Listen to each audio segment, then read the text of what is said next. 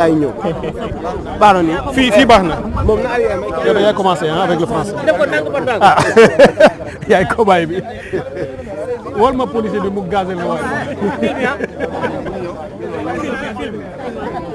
on regarde les ca baax na gars yi yàgg ngeen fi waroon na baax ah ñoo ngi fay ñoo ngi ziar xaar leen tuuti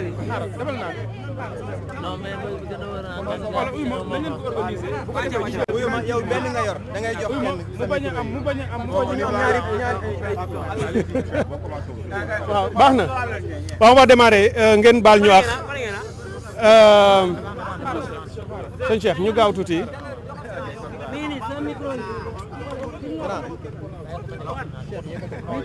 baax na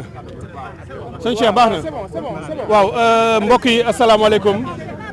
c'est le collectif des candidats FC 25 moom moo ñëw pour waxtaan ak askanu Sénégal sénégalais yi ci biir réew mi ak yi ci bitim réew le président Thierno Alassane Sall honorable député moom mooy wax ci français li nga xam ne moo ñu yëkkati woon tey ba ñu ñëw fii ci conseil constitutionnel bu paree man ma tënk ko ci wolof comme ça su ko defee ñu yeeweeku voilà président Thierno Alassane. Chers membres de la presse, merci d'être venus massivement répondre à cette exigence pour l'information républicaine. Vous aurez d'abord constaté que nous sommes non pas à Diamniadio, mais au Conseil constitutionnel pour déposer nos requêtes. Donc le débat sur la participation au dialogue, je pense, est définitivement réglé. Nous sommes venus déposer chacun, en ce qui le concerne, une requête pour constater la carence du président de la République de prendre les mesures qui s'imposent pour convoquer l'élection présidentielle dans les délais requis. Cette carence va entraîner notre pays dans une situation relativement grave, puisque elle pourrait non seulement nous amener à une situation où le 2 avril, un président élu n'est pas encore installé, mais on ne sait même pas jusqu'où, compte tenu du dialogue qu'il a ouvert, on pourrait aller. C'est pourquoi le Conseil constitutionnel, qui a déjà dit dans son avis 1C du 15 février que la Constitution actuelle s'applique dans sa plénitude, doit constater cette carence-là et le risque qu'elle fait courir au pays et en prendre les dispositions nécessaires. Premièrement, de constater que le 2 avril, M. Macky Sall ne sera plus président de la République et anticiper sur la situation qui pourrait en résulter. Deuxièmement, faire prendre à M. Macky Sall toutes les dispositions utiles pour que immédiatement l'élection présidentielle puisse se tenir. Et troisièmement, constater que tout retard mis à exécuter ces décisions résulte non pas de circonstances graves ou de situations qui échappent au contrôle, mais de la seule volonté du président Macky Sall et d'en tirer toutes les conséquences nécessaires, parce que quand même on a vécu des situations qui nous ont amenés au jour d'aujourd'hui. Je vous remercie. Quelle est la meilleure date pour l'élection présidentielle? Monsieur, On l'a dit, le Conseil avait poliment invité le président de la République à fixer la date dans les meilleurs délais. De ce qu'on dit, le juge n'invite pas. Ils ont voulu être polis. Ils doivent ordonner. Et pour n'avoir pas été suffisamment clair avec quelqu'un qui aime pas qui aime le sombre, ils ont peut-être laissé une porte. Cette fois, il faut que le Conseil soit très très clair et précis. M. Macky Sall doit fixer la date. Sinon, le Conseil doit lui-même fixer la date. Le Conseil a la compétence et la capacité de fixer la date devant le refus manifeste et la carence de Macky Sall de fixer cette date. C'est notre première position. Le Conseil doit fixer la date. Deuxièmement, le Conseil doit anticiper sur les risques de crise en constatant que M. Macky Sall peut nous amener au 2 avril sans qu'on ait un président installé. Et anticiper sur le vœu qu'il a de se faire un intérim au-delà du 2 avril et anticiper pour éviter que le Sénégal soit dans une crise. Si le Conseil ne prenait pas toutes les décisions de droit qui s'imposent, il participerait au chaos qui est prévisible et que tout le monde voit. Et je ne pense pas qu'il est de la responsabilité du Conseil, étant le régulateur de l'élection présidentielle, d'assister sans réagir à ce qui pourrait être une crise grave pour le Sénégal.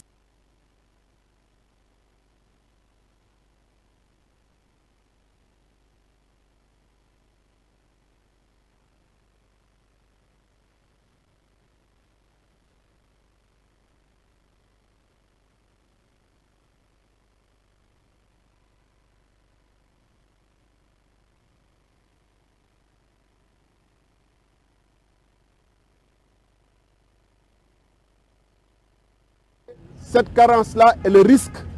qu'elle fait courir au pays et à prendre les dispositions nécessaires. Premièrement, de constater que le 2 avril, M. Macky Sall ne sera plus président de la République et anticiper sur la situation qui pourrait en résulter. Deuxièmement, faire prendre à M. Macky Sall toutes les dispositions utiles pour que immédiatement l'élection présidentielle puisse se tenir. Et troisièmement, constater que tout retard mis à exécuter ces décisions résulte non pas de circonstances graves ou de situations qui échappent au contrôle, mais de la seule volonté du président Macky Sall et d'en tirer toutes les conséquences nécessaires parce que quand même on a vécu des situations qui nous ont amenés au jour d'aujourd'hui. Je vous remercie. Quelle est la meilleure date pour l'élection présidentielle? Monsieur, On l'a dit, le Conseil avait poliment invité le président de la République à fixer la date dans les meilleurs délais. De ce qu'on dit, le juge n'invite pas. Ils ont voulu être polis, ils doivent ordonner. Et pour n'avoir pas été suffisamment clair avec quelqu'un qui aime pas qui aime le sombre, ils lui ont peut-être laissé une porte. Cette fois, il faut que le Conseil soit très très clair et précis. M. Macky Sall doit convoquer le président Thierno Alassane Sall ak candidat yi fi nekk président yëpp yoo xam ni candidat lañu à l'élection présidentielle yi conseil constitutionnel firndeel ci décision ñuy wax ci turu candidat yooyu yëpp li ñu yëkkati ba ñu ñëw fii tey moo di moom Macky Sall moo ngi ñuy xaar ci palais ba depuis 11 heures yónnee ñu ay invitation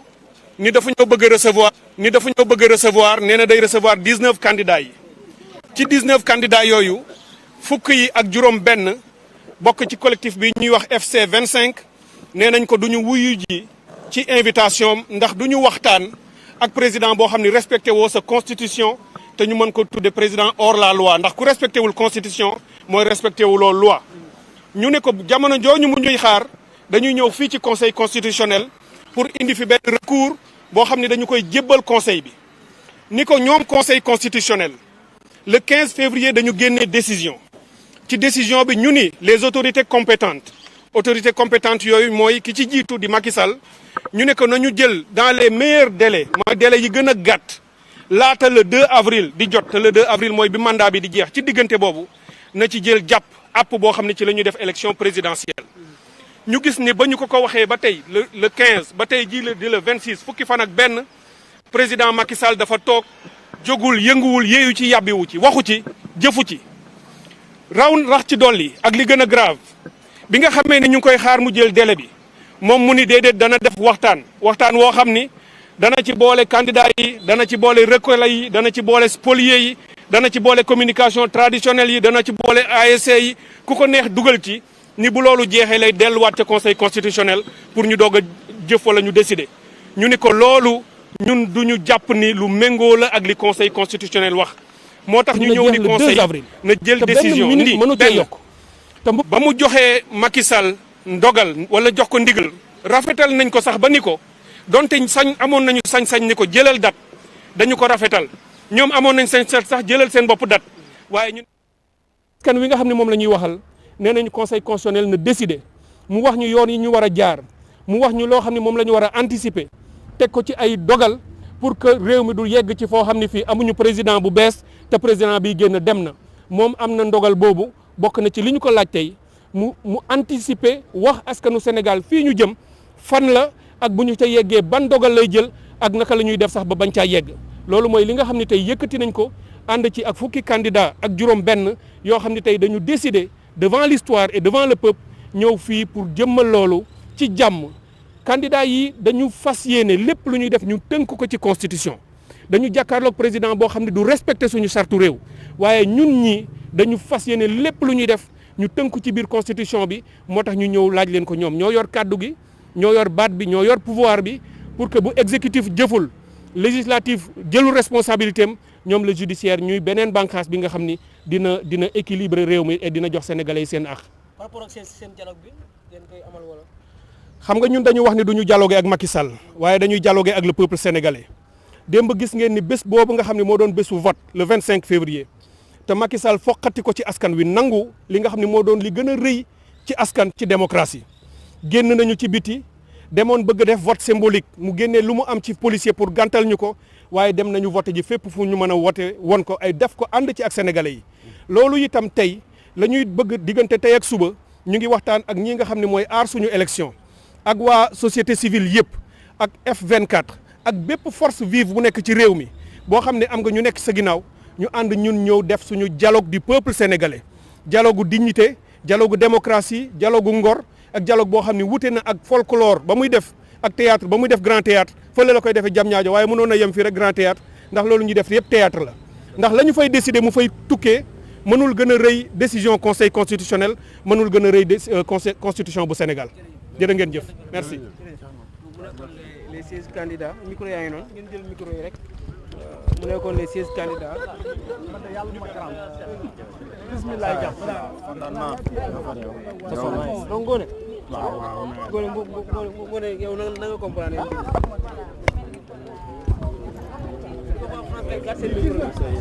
voilà loolu nag mooy kaddu lii kuréel gi nga xam ni moom moo di FC 25 ginnaaw bu ñu ñëwee fii ci conseil constitutionnel doon amal li nga xam ne nag moom mooy recours jëmale ko ci datu élection présidentielle 2024 bi ñu daal di dëgmal dégg ngeen candidat yi lu ñu jot xamale mooy dañuy daal di sàkku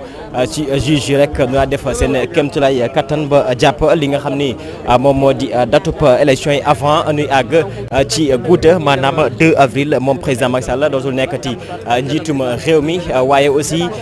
dañuy daal di jéem a def seen kéemtulaay kattan rek ba amal li nga xam ne nag moom moo di date donc loolu moo indi woon candidat yi fii ci conseil constitutionnel mën nañu jàpp ci ki nga xam ni mooy ci mbooloo mi Alioune Mamadou Dia moom mi jiite lii di PUR gis ngeen ki nga xam moo doon wax Thierno Alassane Sall ak ki nga xam ni moom mooy Thierno Alassane Sall ak ki nga xam ni moom mooy Cheikh Tidiane Dieye ñooñu nag ñoo daal di teew si biir waaye aussi kii di Serigne Mboup jot na daal di teew ci mbooloo mi ñeneen ñi si des ñëpp ay représentant nañu daal di am ci bisub tey ji rawatina fii ci conseil constitutionnel soit seen i mandataire leen daal di doon wala keneen koo xam ne rek ñoom ñoo leen daal di teewal ci mbir moomu nag noonee kii di Mame Boye Diao aussi jot na daal di teew waaye ci mbir moomu ñoom jot nañu daal di xamal ni rek ñoom fas yéene wunu daal di dem ci li nga xam ni moom mooy dialogue bi président Macky Sall daal di woote fële sa Diamniadio nag noone aussi ñoom ñu ngi nuy xamal ni rek suba incha allah bu neexee suñu borom dinañ daal di taxaw waxtaan ak waa société civile waa F24 ak suñu élection pour amal dialogue boo xam ni